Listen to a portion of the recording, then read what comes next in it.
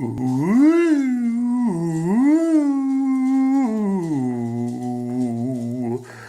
happy Halloween! Hey, it's Ash on Comics. I'm Ash, and this is the In and Out Weekly Comics Pull List, special Halloween edition. Yeah. Why is it called In and Out? Well, you already know, right? If you don't know, it's because of this bad boy right here. My favorite thing to get on a Wednesday. That's not a comic. Oh, man. Juicy double. Looks almost like the picture, but I get some extra things. You can't get better than this for $4. So I thought I would call my edition of this show the In and Out Pull List, because I eat In and Out, and it inspires me to make it In and Out because I tend to ramble on and go way too long, and then it gets cold, and then I get punished, and that's how it works. And I still can't stop rambling. See, I got a problem. Speaking of problems, want to see a problem? Look at this. Ben & Jerry's launched a new flavor. Are you excited? Today we launched Pecan Resist. This flavor supports groups creating groups creating a more just and equitable nation for us all, and who are fighting President Trump's regressive agenda. Learn more and take action here. Yeah, it's not a joke. Are you fucking kidding me? Alright, now on to good products. Spotlight on I Love Comics, aka Englentine, if you can follow him on Twitter. He's one of the YouTube comic channels that I support and follow. So give him a look. He does some good stuff. He's pro DC.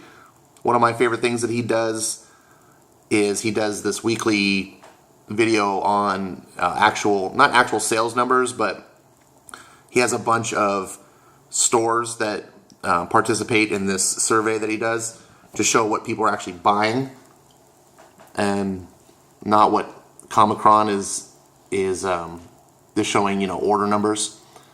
So that's a big deal. On with the comics. They're like, man, Ash, you're taking forever. Well, it's a slow week.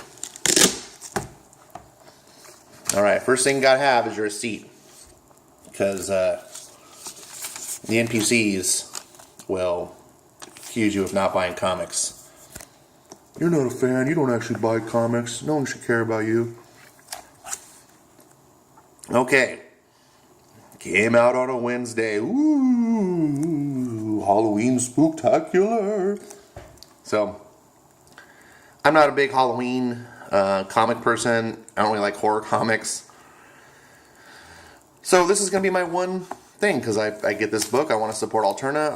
I don't even really like anthology books, but it's $1.99. I like supporting Alterna. And yeah, it came out on a Wednesday. That should be the title of my show. Speaking of coming out on a Wednesday, final issue of the 12. I'll be doing a thing on this. There's a Alterna comic. I think they're doing a sequel to this. So yeah. Drowned Earth Part 1.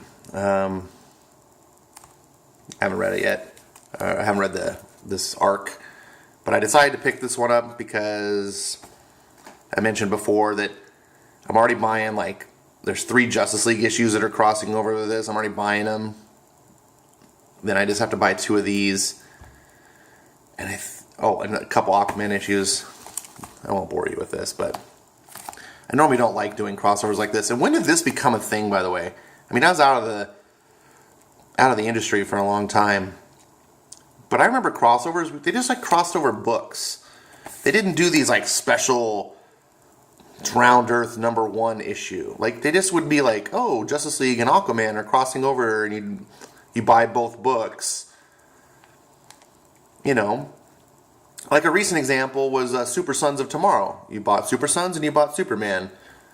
And they alternated for a couple issues, and then you got your story. When did this become an issue where it's you had to buy the special Drowned Earth? I hate this. This is exploiting the fans. It's an extra cost for $5. You know, this is definitely not a book you would have bought anyway. You know, it's an extra book because, you know, chances are people are buying Super Sons and Superman anyway. Same creative team. Like, if you're a fan of one, you're probably a fan of the other. So what didn't really hit your pocketbook, but this, even if you are a fan of all the books, which I'm not, I don't buy Aquaman or Titans. I'd have to buy those extra. Now I have to buy these extra too. Anyways, I'm battling. Final issue. It's only 4 issues this week. Final issue, Heroes in Crisis #2. I deliberated a long time in the comic book store for this one. Whether this is the alternate cover versus the normal cover. I have this weird obsessive compulsive thing about I have to be consistent. So if I go normal covers, they all have to be normal. If I go alts, they all have to be alts.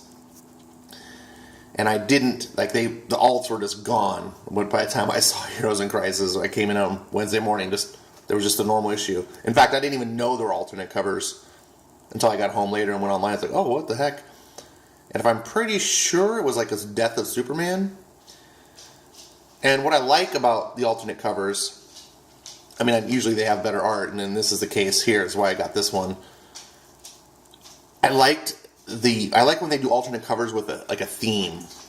Justice League is doing this right now, where each cover is one of the Justice League members drawn by Jim Lee. And I'm just like, oh, jeez, that's like... So not only are you getting alternate cover, but you're getting sort of like this collector theme going on. And with Heroes in Crisis, it seems like you got Death of Superman, you've got, you know, these iconic moments of heroes being in crisis that I think is a cool way to use, you know, go back to that art and revisit those moments in time. And I kind of wish I would have got them all. But oh well. This, by the way, if you haven't, I did a review on this book. The first issue, excuse me, I had a little hiccup there. The first issue was astounding. I was really impressed. And I went in thinking I was going to hate it. I honestly bought it thinking it was going to be a bad book and I was going to tear it apart. Everyone was worried about this book, and I couldn't. That was fantastic art.